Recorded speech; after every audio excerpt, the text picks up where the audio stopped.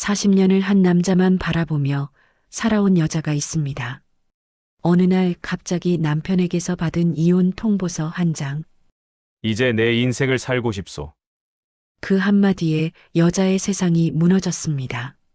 하지만 남편이 남기고 간 금고 속에는 더 큰 비밀이 숨겨져 있었습니다. 30년 전 누군가 심어놓은 거짓말 하나가 이 여자의 인생을 송두리째 바꿔놓았습니다. 그 거짓말의 주인공은 바로 며느리를 사랑한다고 말했던 그 사람이었습니다. 과연 이 여자는 빼앗긴 40년을 되찾을 수 있을까요? 지금부터 그 이야기를 시작합니다. 이른 새벽 박순자는 늘 그랬듯 남편보다 먼저 일어났습니다. 부엌에서 된장찌개를 끓이는 냄새가 집 안가득 퍼졌습니다. 65세의 나이에도 순자의 손놀림은 여전히 빠르고 정확했습니다. 40년을 이 집에서 이 남자 곁에서 살아온 시간이었습니다. 여보, 밥 차렸어요. 순자가 안방문을 살짝 열며 남편을 불렀습니다. 하지만 김철호는 대답 대신 무거운 한숨만 내쉬었습니다. 뭔가 이상했습니다. 평소와 다른 남편의 표정에서 순자는 묘한 불안감을 느꼈습니다. 식탁에 마주 앉은 두 사람 사이로 어색한 침묵이 흘렀습니다.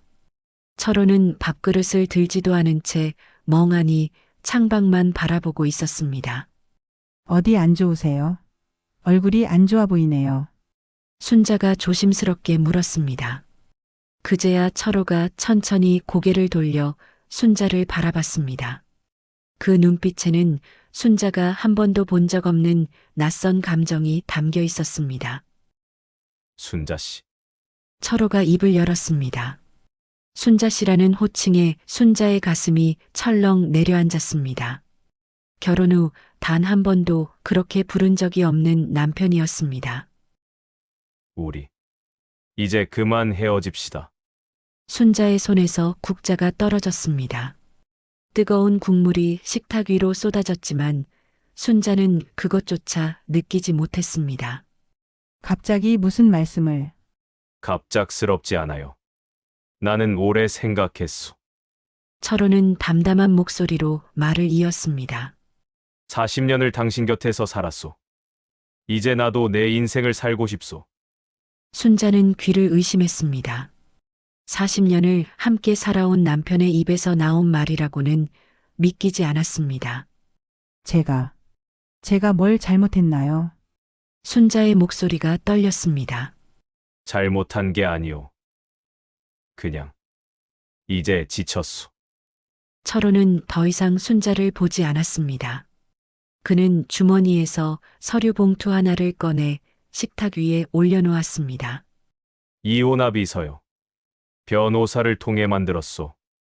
재산 분할도 법대로 했으니 확인해 보시오. 순자의 눈앞이 캄캄해졌습니다. 이혼합의서라는 세 글자가 순자의 머릿속을 하얗게 지워버렸습니다. 여보, 이제 그만 불러주시오. 나는 오늘부터 이 집을 나갈 거요. 철호는 자리에서 일어났습니다.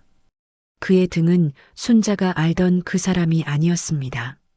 40년을 함께한 남편이 아니라 낯선 타인의 등이었습니다. 이유라도 말씀해 주세요. 순자가 떨리는 목소리로 간신히 물었습니다. 철호는 잠시 걸음을 멈췄습니다. 그리고 고개도 돌리지 않은 채 차갑게 말했습니다. 이유가 필요하오. 그냥 더 이상 당신과 살고 싶지 않소.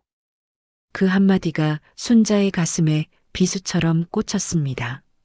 철호는 이미 꾸려놓은 듯한 가방을 들고 현관으로 향했습니다. 여보. 순자가 뒤따라갔지만 철호는 뒤돌아보지 않았습니다. 현관문이 닫히는 소리가 온 집안에 울려 퍼졌습니다. 순자는 그 자리에 주저앉았습니다. 40년을 함께 살아온 남편이 떠났습니다. 아무런 예고도 없이, 아무런 이유도 없이 식탁 위에는 차가운 밥과 이혼합의서만 남아 있었습니다. 순자는 떨리는 손으로 서류를 집어들었습니다. 하지만 눈물 때문에 글씨가 제대로 보이지 않았습니다. 내가 뭘 잘못한 걸까요? 빈 집안에 순자의 흐느낌만 메아리 쳤습니다. 창밖으로는 따뜻한 봄볕이 들어왔지만 순자의 세상은 이미 깊은 겨울이었습니다. 40년을 한 남자만 바라보며 살아온 여자의 세상이 단 하루아침에 무너져 내렸습니다. 남편이 떠난 지 사흘이 지났습니다. 순자는 그 사흘 동안 단 한 끼도 제대로 먹지 못했습니다. 침대에 누워 천장만 바라보다가 부엌에 앉아 멍하니 시간을 보냈습니다. 아들 민재가 몇 번이나 전화를 했지만 순자는 받을 힘조차 없었습니다. 나흘째 되는 날 순자는 겨우 정신을 차렸습니다. 이렇게 있을 수는 없어. 순자는 천천히 몸을 일으켰습니다. 남편이 떠났다고 해서 세상이 끝난 것은 아니었습니다. 순자는 집안을 둘러보기 시작했습니다. 40년을 살아온 이 집의 구석구석이 낯설게 느껴졌습니다. 남편의 흔적을 정리해야 한다는 생각이 들었습니다. 순자는 남편의 서재문을 열었습니다. 평소에는 들어가지 못하게 했던 공간이었습니다. 중요한 서류들이 있으니 함부로 건드리지 마시오. 남편의 말이 귓가에 맴돌았습니다. 하지만 이제는 상관없었습니다. 서재 안으로 들어서자 책 냄새와 먼지 냄새가 코를 찔렀습니다. 책장에는 낡은 책들이 빼곡히 꽂혀 있었습니다. 순자는 하나씩 책을 꺼내 먼지를 털어냈습니다. 그때였습니다. 책장 맨 아래 칸에서 이상한 것이 눈에 띄었습니다. 다른 책들과 달리 유독 깨끗한 공간이 하나 있었습니다. 순자는 그 공간으로 손을 뻗었습니다. 손끝에 차가운 금속이 닿았습니다. 천천히 끌어당기자 작은 금고가 모습을 드러냈습니다. 이게 뭐지? 순자는 금고를 꺼내 바닥에 내려놓았습니다. 회색 금고에는 4자리 비밀번호 다이얼이 달려 있었습니다. 순자는 몇 가지 번호를 시도해 봤습니다. 결혼기념일, 남편의 생일, 아들의 생일. 하지만 금고는 열리지 않았습니다. 순자는 잠시 생각에 잠겼습니다. 그리고 문득 떠오른 숫자가 있었습니다. 214. 남편이 자신에게 처음 고백했던 날의 날짜였습니다. 떨리는 손으로 다이얼을 돌렸습니다.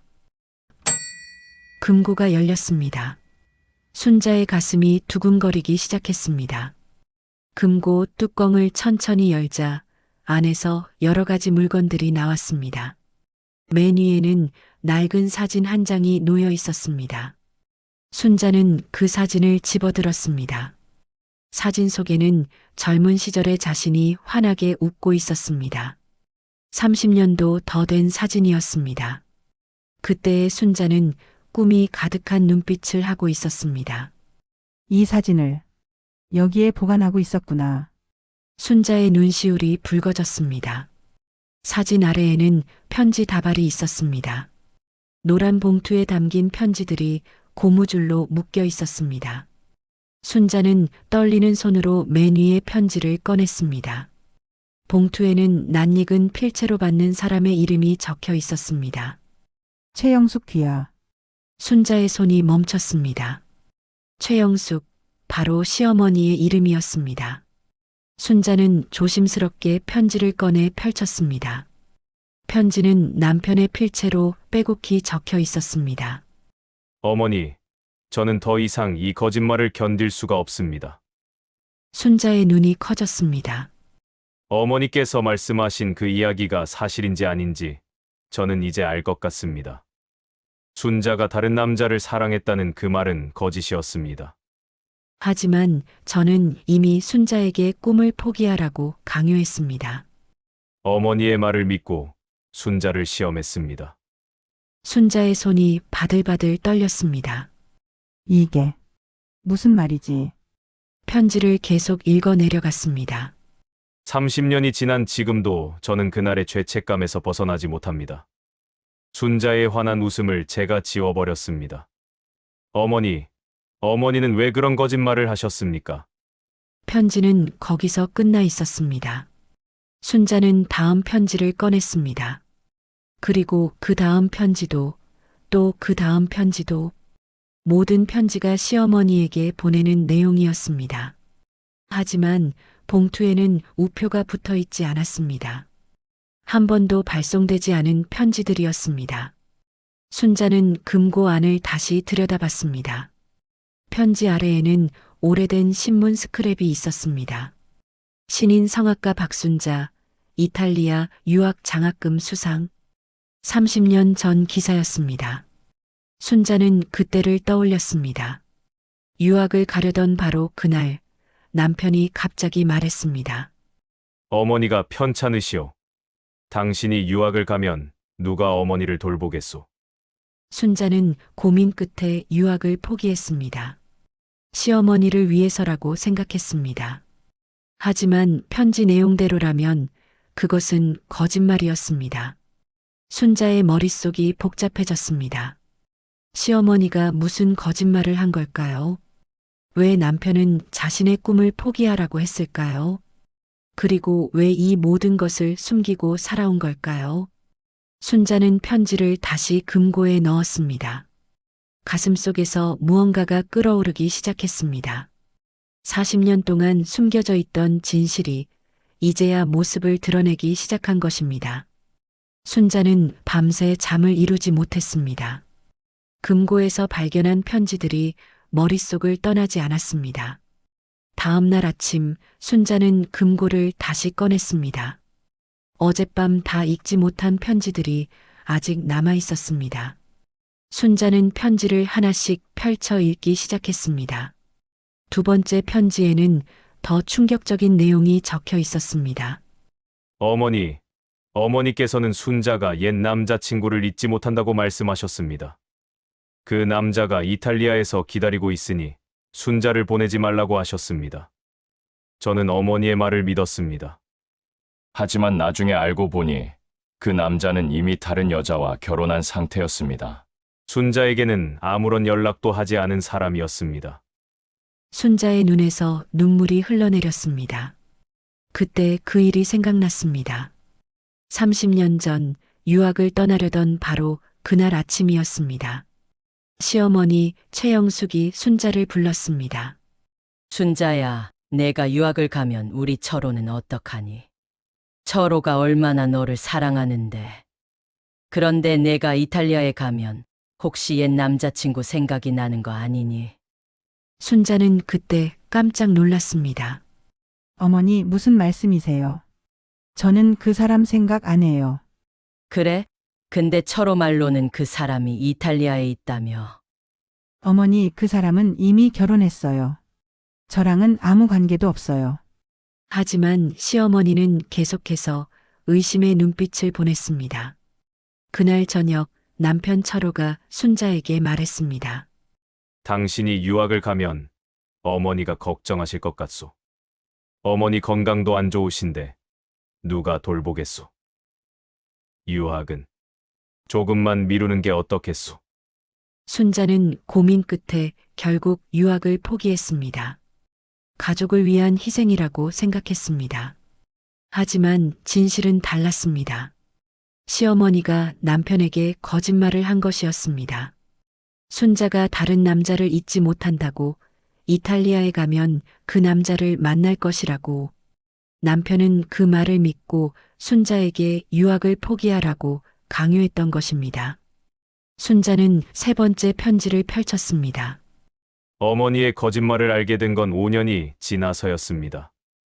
하지만 저는 순자에게 차마 진실을 말할 수 없었습니다. 이미 순자의 꿈은 사라진 뒤였고 우리에게는 아이가 생겼습니다. 어떻게 말합니까? 당신의 인생을 내가 망쳤다고. 어머니의 거짓말 때문에 당신의 꿈을 빼앗았다고. 순자의 가슴이 찢어지는 것 같았습니다. 남편도 진실을 알고 있었던 것입니다. 5년 후에 알게 됐지만 35년 동안 그 죄책감을 혼자 안고 살아온 것입니다. 네 번째 편지는 더 최근에 쓴 것이었습니다.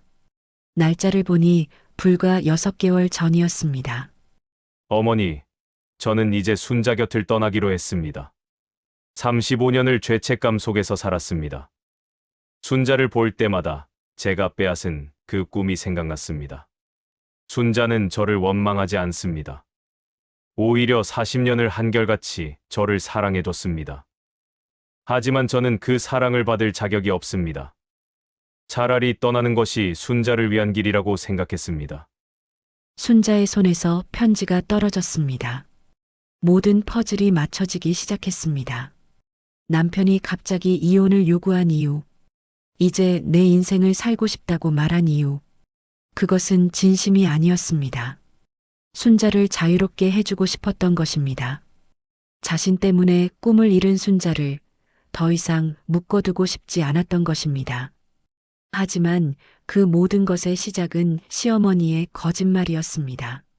시어머니가 남편에게 거짓말을 하지 않았다면, 순자가 다른 남자를 사랑한다고 말하지 않았다면, 순자의 인생은, 남편의 인생은 완전히 달라졌을 것입니다. 순자는 천천히 자리에서 일어났습니다. 금고 안에는 마지막 편지 한 장이 남아 있었습니다. 봉투를 열자 가장 최근에 쓴 듯한 편지가 나왔습니다. 여보, 미안하오. 당신에게 진실을 말하지 못한 채 떠나서. 하지만 이것이 당신을 위한 최선이라고 생각했소. 부디 이제라도 당신의 꿈을 찾길 바라오. 나는 당신이 행복하길 바라오. 순자는 편지를 가슴에 꼭 안았습니다. 눈물이 멈추지 않았습니다. 하지만 눈물 속에서 다른 감정이 끌어올랐습니다. 분노였습니다. 시어머니에 대한, 그리고 이 모든 상황에 대한 분노였습니다. 40년을 순자의 목소리가 떨렸습니다. 시어머니는 한마디 거짓말로 두 사람의 인생을 망쳐놓았습니다. 그리고 아무렇지 않게 살아왔습니다. 며느리를 사랑한다고, 가족을 위한다고 말하면서 순자는 편지를 다시 금고에 넣고 뚜껑을 닫았습니다. 그리고 천천히 전화기를 집어들었습니다. 전화번호를 누르는 순자의 손은 더 이상 떨리지 않았습니다. 신호음이 울렸습니다. 여보세요? 시어머니의 목소리가 들렸습니다. 어머니 저예요. 순자예요. 그래, 민재 어머니냐. 무슨 일이냐? 어머니 댁에 가뵙고 싶어요. 드릴 말씀이 있어요. 순자의 목소리는 차분했지만 그 안에는 단단한 결심이 담겨 있었습니다. 40년 동안 숨겨졌던 진실을 이제는 세상 밖으로 끌어낼 때가 온 것입니다. 순자는 시어머니가 사는 아파트 앞에 섰습니다. 40년 동안 수없이 드나들었던 이 문이 오늘따라 낯설게 느껴졌습니다. 초인종을 누르는 손가락에 힘이 들어갔습니다. 문이 열리고 최영숙이 모습을 드러냈습니다. 89세의 나이에도 시어머니의 눈빛은 여전히 날카로웠습니다. 들어오너아. 최영숙은 평소와 다름없는 표정으로 순자를 맞이했습니다. 순자는 천천히 현관을 지나 거실로 들어갔습니다. 거실 벽에는 가족 사진들이 빼곡히 걸려 있었습니다. 그 중에는 순자의 젊은 시절 사진도 있었습니다. 환하게 웃고 있는 사진 속 순자를 보자 가슴이 먹먹해졌습니다. 차라도 한잔 할래? 시어머니가 부엌으로 향하며 물었습니다. 아니요 어머니. 앉으세요. 순자의 목소리는 평소와 달랐습니다. 시어머니가 며느리의 표정을 살피며 천천히 소파에 앉았습니다. 무슨 일이니? 얼굴이 안 좋아 보이는구나. 어머니 제가 물어볼 게 있어요. 순자는 가방에서 편지 한 장을 꺼냈습니다. 남편이 시어머니에게 보내려 했던 그 편지였습니다. 이게 뭐니? 최영숙의 눈빛이 순간 흔들렸습니다. 철호 씨가 어머니께 쓴 편지예요. 한 번도 보내지 않았지만요. 순자는 편지를 펼쳐 읽기 시작했습니다. 어머니, 순자가 다른 남자를 사랑했다는 그 말은 거짓이었습니다. 최영숙의 얼굴이 굳어졌습니다. 어머니, 이게 무슨 뜻인가요? 순자가 시어머니를 똑바로 바라보며 물었습니다. 최영숙은 잠시 침묵했습니다. 그리고는 한숨을 내쉬며 입을 열었습니다. 그게 옛날 일을 30년 전 일이에요, 어머니. 제가 유학을 포기한 그날 말이에요. 순자의 목소리가 떨렸습니다. 어머니께서 철호 씨에게 거짓말을 하셨죠. 제가 옛 남자친구를 잊지 못한다고. 그건 그 사람은 이미 결혼한 상태였어요. 저랑은 아무 관계도 없었어요.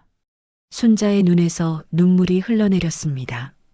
그런데 어머니는 왜 그런 거짓말을 하셨어요? 최영숙은 고개를 돌렸습니다. 순자의 눈을 마주치지 못했습니다. 나는 우리 철호가 불쌍했어. 불쌍하다고요? 그래. 철호는 너를 너무 사랑했어. 근데 내가 이탈리아에 가면 어떻게 돼? 최영숙의 목소리에 변명이 섞여 들어갔습니다. 혼자 외국에서 공부하다 보면 다른 남자 만날 수도 있잖아. 그래서요. 그래서 거짓말로 제 인생을 망치신 거예요. 순자의 목소리가 높아졌습니다. 평생 시어머니 앞에서 목소리를 높여본 적이 없었습니다. 하지만 오늘은 달랐습니다. 망쳤다니, 그게 무슨 말이니? 최영숙도 목소리를 높였습니다. 너 철호랑 결혼해서 행복했잖아. 아들도 낳고 편하게 살았잖아. 행복했다고요? 순자는 허탈하게 웃었습니다.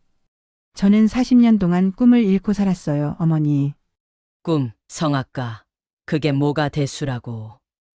최영숙의 말에 순자의 가슴이 철렁 내려앉았습니다. 여자가 무슨 꿈이 그렇게 중요하니. 좋은 남편 만나서 애 낳고 사는 게 제일이지.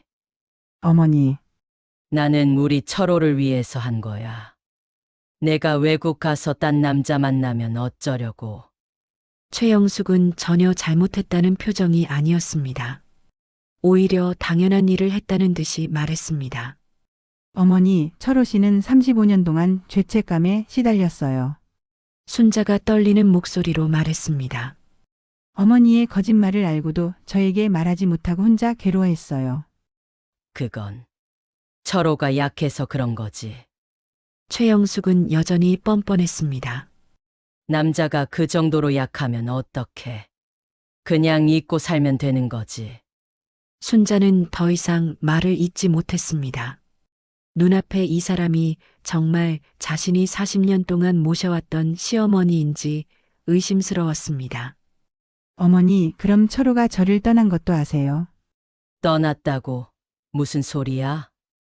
최영숙이 처음으로 놀란 표정을 지었습니다.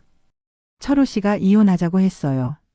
자기 때문에 제 인생이 망가졌다고 생각했대요. 뭐, 그게 무슨. 최영숙의 얼굴이 창백해졌습니다. 어머니의 거짓말 때문이에요. 어머니 때문에 우리 부부가 헤어진 거예요. 순자의 목소리는 차분했지만 그 안에는 깊은 절망이 담겨 있었습니다. 아니야, 그건 내 잘못이 아니야. 최영숙이 손을 저으며 부정했습니다. 철호가 너무 예민한 거지. 내가 뭘 잘못했다고. 지금도 잘못했다고 생각 안 하시는 거예요. 순자가 믿을 수 없다는 표정으로 물었습니다. 최영숙은 고개를 돌렸습니다. 나는 내 아들을 위해서 한 거야. 그 말에 순자는 모든 것을 깨달았습니다. 이 사람은 절대 자신의 잘못을 인정하지 않을 것입니다. 아들을 위해서였다는 핑계로 평생 자신을 정당화하며 살아온 사람이었습니다. 순자는 천천히 자리에서 일어났습니다. 어머니, 저는 이제 진실을 밝힐 거예요. 진실. 무슨 진실. 철호 씨에게도 민재에게도 모든 사람들에게 말할 거예요. 애미야, 그러지 마라 그러면 안 돼. 그게 무슨 소용이 있니? 최영숙이 순자의 팔을 붙잡았습니다. 하지만 순자는 그 손을 뿌리쳤습니다. 40년 동안 숨겨졌던 진실이에요. 이제는 세상 밖으로 나와야 해요. 순자는 뒤도 돌아보지 않고 현관으로 향했습니다. 애미야, 애미야. 최영숙의 외침이 뒤에서 들렸지만 순자는 멈추지 않았습니다. 문을 열고 나서자 차가운 바람이 얼굴을 스쳤습니다. 순자의 눈에는 더 이상 눈물이 없었습니다. 대신 단단한 결심만이 남아 있었습니다. 진실을 밝혀야 합니다. 그것이 남편을 위한 일이자 자신을 위한 일이었습니다. 순자가 시어머니 집을 나온 지 이틀이 지났습니다. 그 사이 순자는 남편 철호에게 여러 번 전화를 걸었습니다. 하지만 철호는 전화를 받지 않았습니다. 문자 메시지도 읽지 않았습니다. 순자는 아들 민재에게라도 이 사실을 말해야겠다고 결심했습니다. 전화를 걸자 민재가 받았습니다. 엄마, 무슨 일이세요? 민재의 목소리는 평소와 달리 차갑게 느껴졌습니다. 민재야, 엄마가 할 말이 있어서. 엄마 할머니한테 전화 왔어요. 순자의 가슴이 철렁 내려앉았습니다. 할머니가 뭐라고 하셨니? 엄마가 요즘 이상하다고 하시던데요. 민재의 말에 순자는 말문이 막혔습니다. 이상하다니 그게 무슨 소리니? 할머니 말로는 엄마가 갑자기 찾아와서 이상한 소리를 했대요. 민재야, 그건. 아빠랑 이혼하는 것 때문에 스트레스 받아서 그러시는 거 아니에요? 순자는 아들의 말에 충격을 받았습니다. 시어머니가 벌써 움직인 것이었습니다. 민재야, 엄마 말 좀 들어봐. 할머니가 거짓말을. 엄마, 저 지금 회의 중이에요. 나중에 얘기해요. 민재는 전화를 끊어버렸습니다. 순자는 멍하니 전화기를 내려다봤습니다. 시어머니가 먼저 아들에게 연락한 것이었습니다. 순자를 이상한 사람으로 만들어버린 것이었습니다. 순자는 다시 철호에게 전화를 걸었습니다. 이번에는 운 좋게 전화가 연결됐습니다. 여보세요. 철호의 목소리가 들렸습니다. 여보, 저예요. 순자예요. 무슨 일이오? 철호의 목소리는 여전히 차가웠습니다. 당신이 쓴 편지를 봤어요. 금고 안에 있던 편지들요. 전화기 너머로 철호의 숨소리가 멈췄습니다. 당신이 어머니께 보내려던 그 편지들 말이에요. 그걸 어떻게? 당신 왜 말하지 않았어요? 어머니가 거짓말을 했다는 걸 알았으면서. 순자의 목소리가 떨렸습니다. 그건 이미 늦었소. 말해봤자 달라지는 건 없었소. 달라지죠. 우리가 진실을 알았다면 이렇게까지 되지는 않았을 거예요. 순자의 목소리가 높아졌습니다. 여보, 이제 와서 그 얘기를 해봤자 무슨 소용이오. 당신은 35년 동안 혼자 괴로워했잖아요. 저도 알 권리가 있었어요. 알았으면 뭐가 달라졌겠소. 당신의 꿈은 이미 사라졌소. 철호의 목소리에는 깊은 체념이 담겨 있었습니다. 그래도 우리 함께 그 아픔을 나눌 수 있었잖아요. 순자가 울먹이며 말했습니다. 나는 당신에게 그런 짐을 지우고 싶지 않았소. 그건 당신 혼자만의 생각이에요. 순자의 외침에 철호는 한동안 침묵했습니다. 여보, 어머니를 탓하지 마요. 철호의 말에 순자는 귀를 의심했습니다. 뭐라고요? 어머니도 나를 위해서 하신 거요. 잘못된 방법이었지만 지금 어머니를 두둔하는 거예요. 순자는 믿을 수가 없었습니다. 두둔이 아니오. 그냥 이제 와서 어머니를 괴롭히고 싶지 않아서 그래요. 괴롭힌다고요? 진실을 말하는 게 괴롭히는 거예요? 여보, 제발 그만해요. 어머니 연세가 어떤데? 철호의 목소리는 단호했습니다. 순자는 온몸에 힘이 빠지는 것을 느꼈습니다. 남편마저 시어머니 편인 것이었습니다. 당신, 정말 그렇게 생각하는 거예요. 나는 이제 모든 걸 내려놓고 싶소. 당신도 그렇게 해요. 그래야 마음이 편해요. 철호는 그 말을 끝으로 전화를 끊어버렸습니다. 순자는 한참 동안 전화기를 붙잡고 있었습니다. 남편도 아들도 아무도 자신의 편이 아니었습니다. 다음 날 순자는 오랜 친구 이숙희에게 전화를 걸었습니다. 숙희는 30년 전 순자가 유학을 포기할 때를 기억하는 유일한 친구였습니다. 순자야, 오랜만이네. 숙희의 반가운 목소리가 들렸습니다. 수키야, 나 좀 만나줄 수 있어? 물론이지. 무슨 일 있어? 두 사람은 동네 카페에서 만났습니다. 순자는 그동안 있었던 일들을 숙희에게 털어놓았습니다. 남편의 이혼 통보, 금고 속 편지, 시어머니의 거짓말까지. 숙희는 조용히 순자의 이야기를 들었습니다. 그래서 넌 어떻게 하고 싶은데? 숙희가 물었습니다. 진실을 밝히고 싶어. 어머니가 한 일을 모두에게 알리고 싶어. 근데 순자야, 그게 너한테 도움이 될까? 숙희의 말에 순자는 잠시 멈칫했습니다. 무슨 뜻이야? 지금 내 남편도 아들도 내 말을 안 믿잖아. 다른 사람들은 어떻게 믿겠어? 숙희의 말이 가슴에 꽂혔습니다. 오히려 넌 가족한테 더 미운 털이 박힐 거야. 그럼 나보고 가만히 있으라는 거야? 순자의 목소리가 떨렸습니다. 아니, 그게 아니라 좀 더 신중하게 접근하자는 거지. 숙희가 순자의 손을 잡았습니다. 일단 증거를 더 확보하고 내 편을 만들어야 해. 순자는 고개를 끄덕였습니다. 숙희의 말이 맞았습니다. 지금은 너무 급했습니다. 집으로 돌아온 순자는 다시 금고를 꺼냈습니다. 편지만으로는 부족했습니다. 더 확실한 증거가 필요했습니다. 그때 휴대폰이 울렸습니다. 모르는 번호였습니다. 여보세요? 민재 엄마냐, 나다. 시어머니의 목소리였습니다. 어머니, 내가 생각해봤는데 우리 한번 제대로 얘기해보자. 시어머니의 목소리는 평소와 달리 부드러웠습니다. 무슨 얘기요? 내일 집으로 와. 민재 아범도 부를 거다. 다 같이 한번 얘기해보자.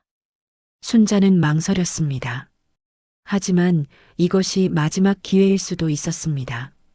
알겠어요, 어머니. 내일 뵙겠어요. 전화를 끊고 나서 순자는 불안한 예감이 들었습니다. 시어머니가 갑자기 태도를 바꾼 이유가 무엇일까요?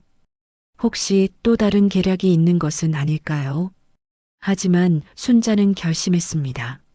내일 모든 것을 끝낼 것입니다. 다음 날 오후 순자는 시어머니의 집 앞에 섰습니다. 초인종을 누르기 전 깊은 숨을 들이마셨습니다. 오늘은 반드시 진실을 밝혀야 했습니다. 문이 열리고 시어머니가 나타났습니다. 어서 와. 시어머니의 표정은 어제와 달리 차분해 보였습니다. 거실로 들어서자 소파에 앉아 있는 철호가 보였습니다. 남편을 본 순자의 가슴이 뛰었습니다. 여보, 하지만 철호는 고개를 돌렸습니다. 순자와 눈을 마주치지 않았습니다. 여기 앉아. 시어머니가 의자를 권했습니다. 순자는 철호 맞은편에 앉았습니다. 어색한 침묵이 흘렀습니다. 자, 이렇게 셋이 모인 김에 제대로 얘기해보자. 시어머니가 입을 열었습니다. 내가 어제 밤 많은 생각을 해봤다. 순자는 시어머니를 바라봤습니다. 30년 전 일에 대해서 말이다. 시어머니의 목소리는 진지했습니다. 내가 철호에게 너에 대해 말한 것, 그게 잘못된 거였다. 순자는 귀를 의심했습니다. 시어머니가 잘못을 인정하는 것이었습니다.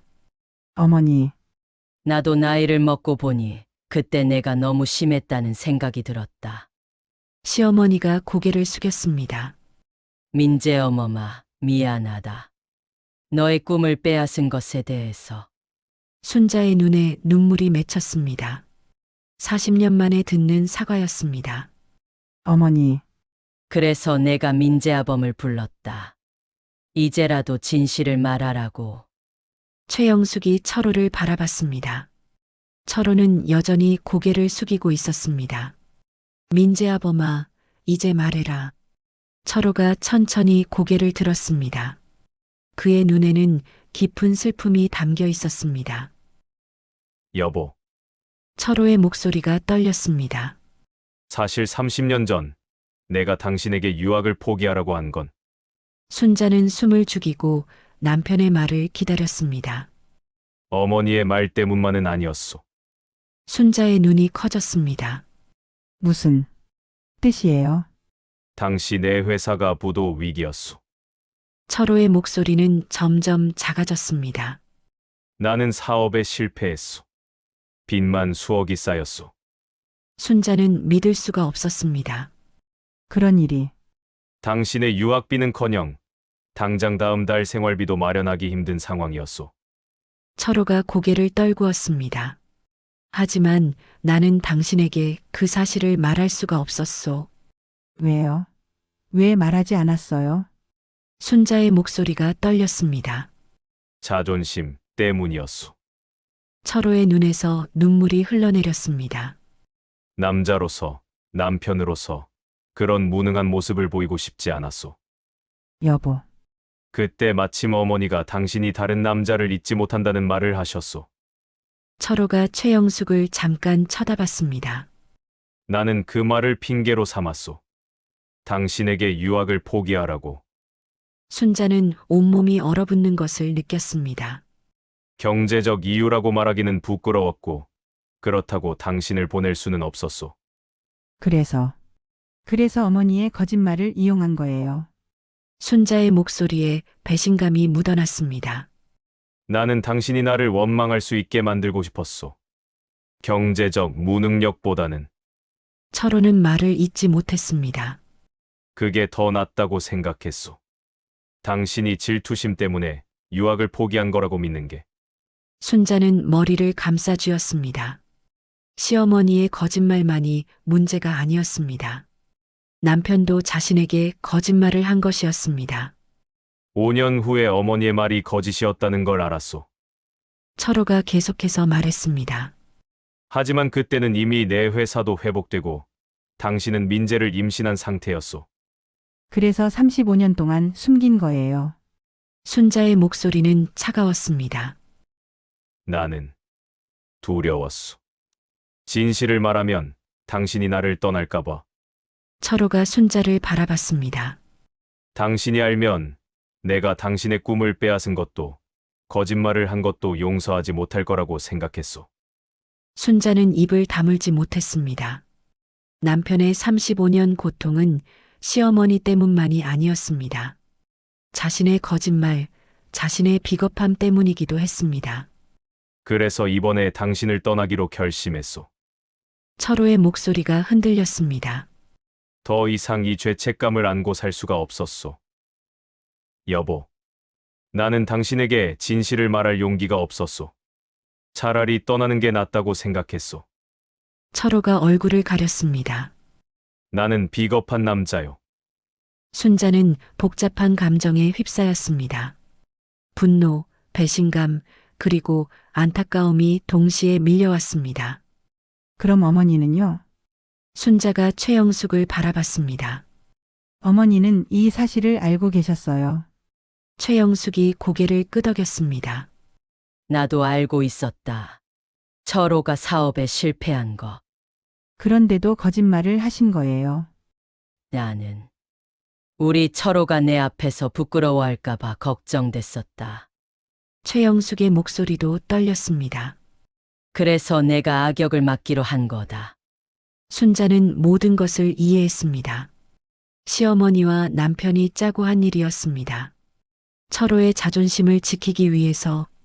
하지만 그 대가는 순자의 꿈이었습니다. 두 분 다 저를 위한다고 하셨죠.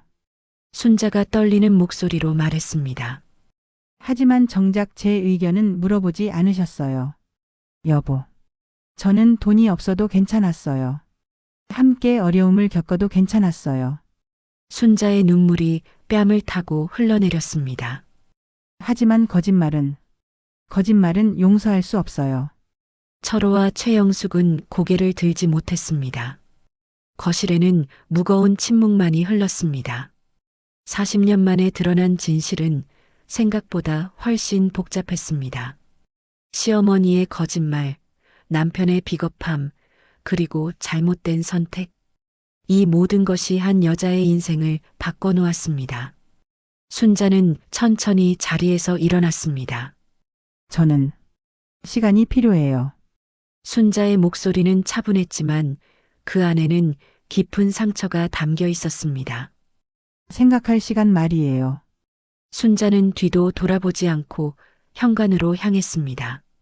철호가 뒤에서 불렀지만 순자는 멈추지 않았습니다. 문을 열고 나서자 차가운 바람이 얼굴을 스쳤습니다. 순자의 세상은 다시 한번 무너져 내렸습니다. 하지만 이번에는 달랐습니다. 이제 모든 진실을 알았습니다. 그리고 순자는 깨달았습니다. 진짜 문제는 과거가 아니라 지금부터였습니다. 순자는 집으로 돌아와 방 안에 홀로 앉아 있었습니다.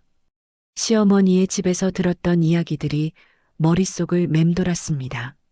남편의 사업 실패, 경제적 어려움, 자존심 때문에 숨긴 진실, 모든 것이 복잡하게 얽혀 있었습니다. 순자는 침대 밑에서 오래된 상자 하나를 꺼냈습니다. 30년 전 유학 준비를 하던 시절의 물건들이 담긴 상자였습니다.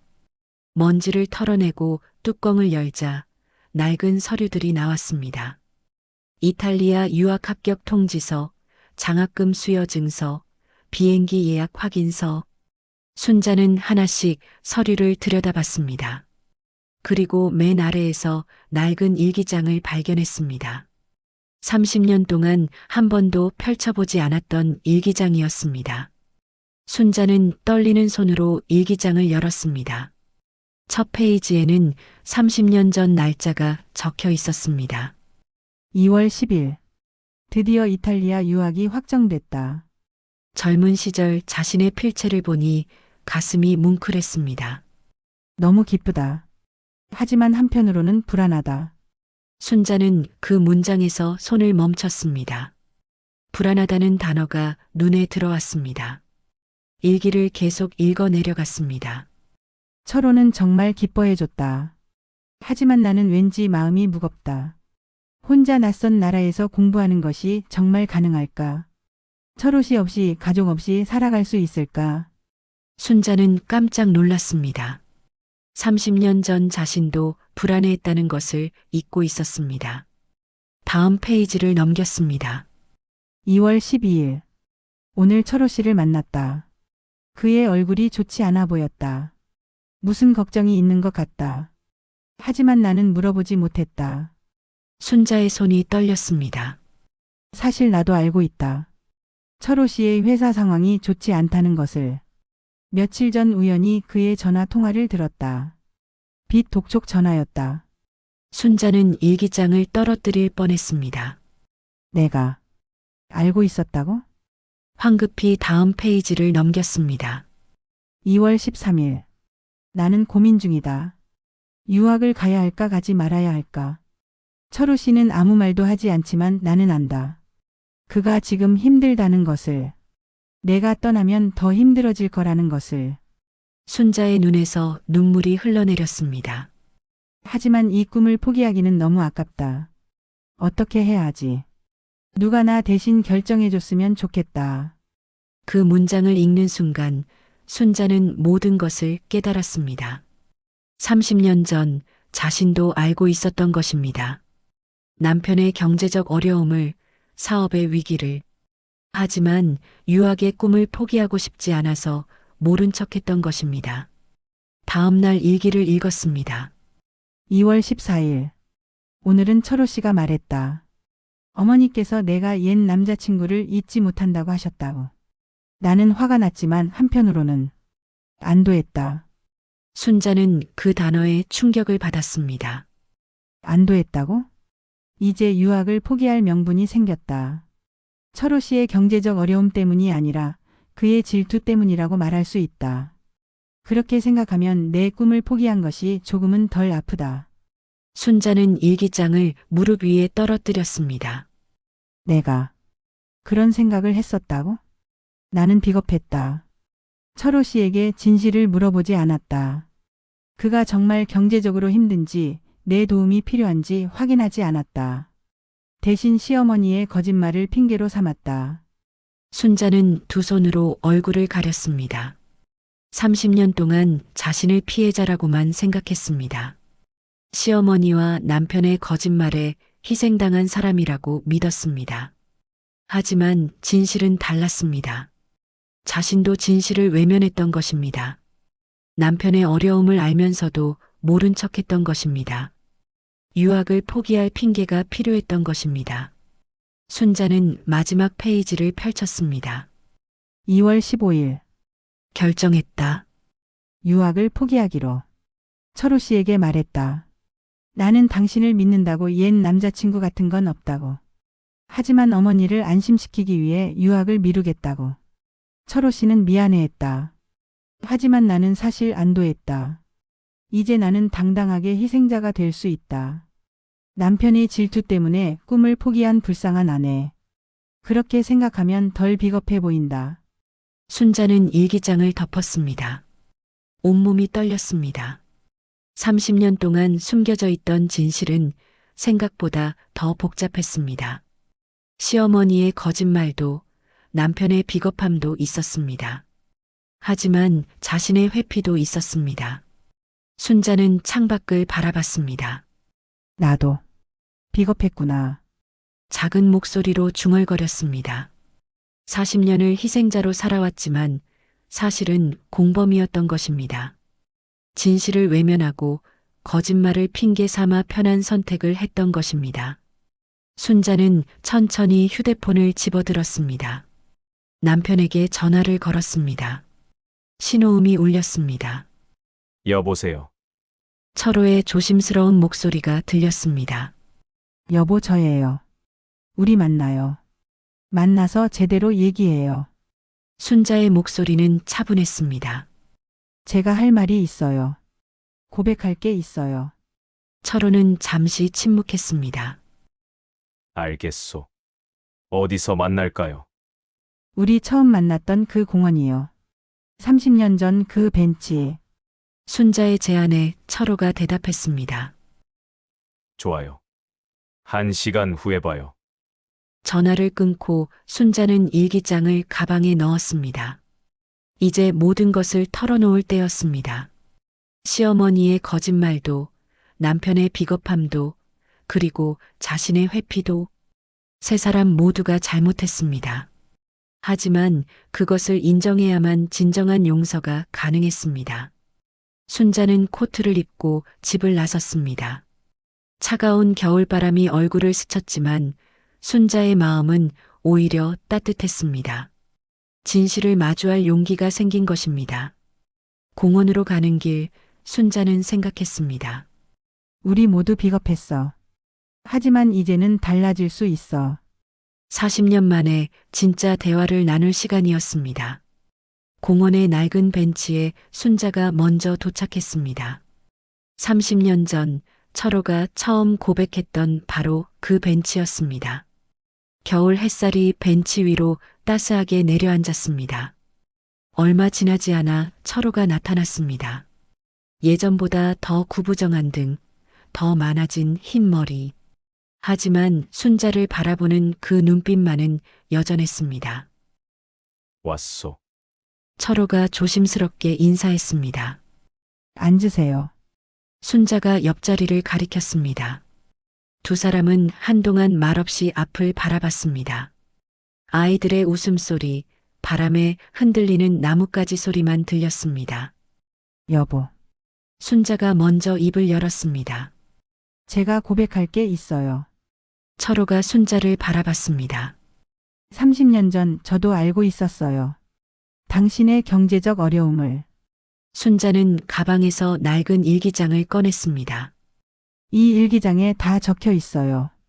제가 당시에 무슨 생각을 했는지. 철호의 눈이 커졌습니다. 당신이 알고 있었소? 네. 우연히 빚 독촉 전화를 들었어요.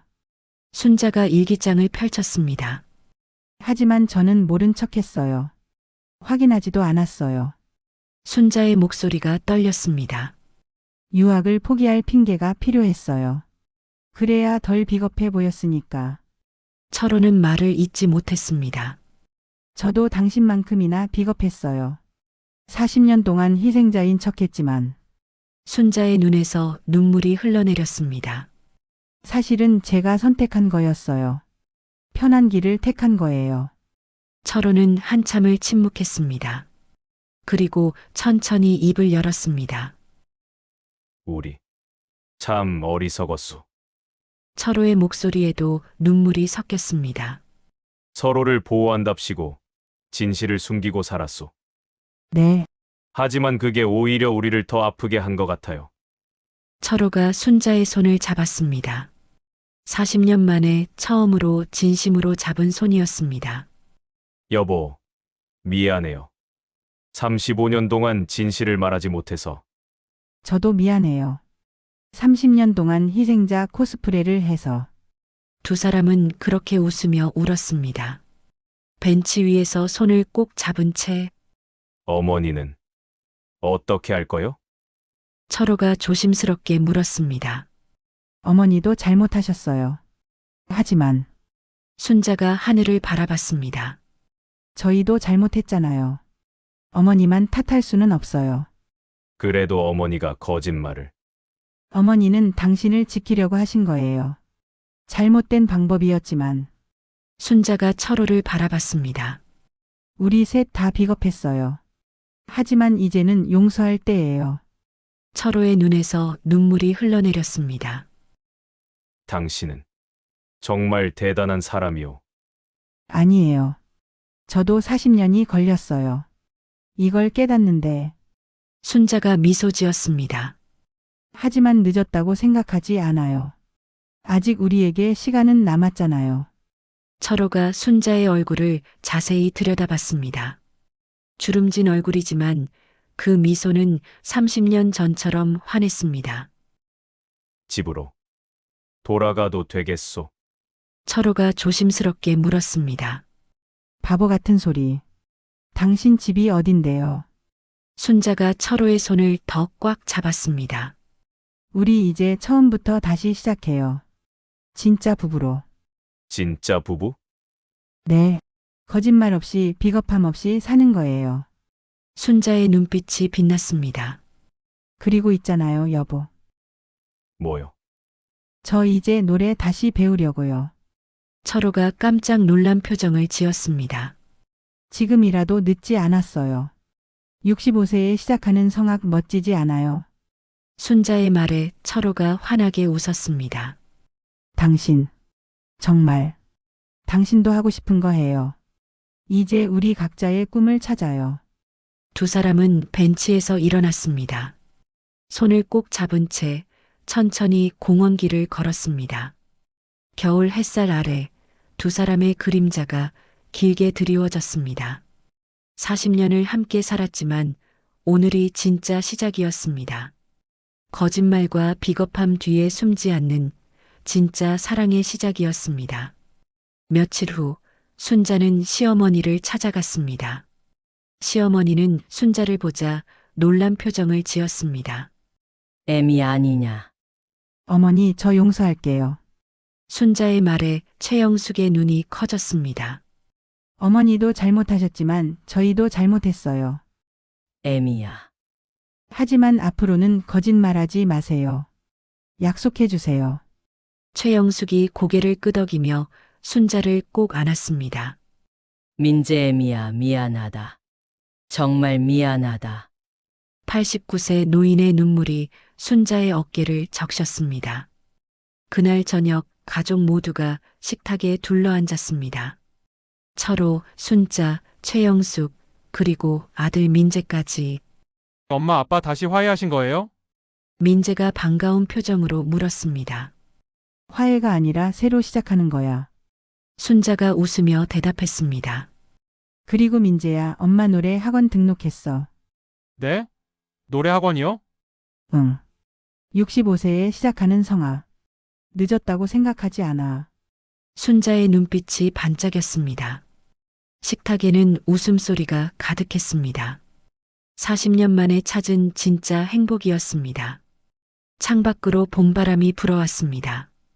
겨울이 지나고 봄이 오듯 순자의 인생에도 새로운 계절이 시작됐습니다.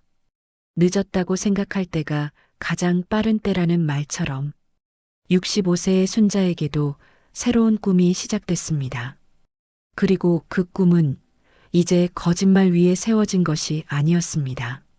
진실 위에, 용서 위에, 진짜 사랑 위에 세워진 꿈이었습니다.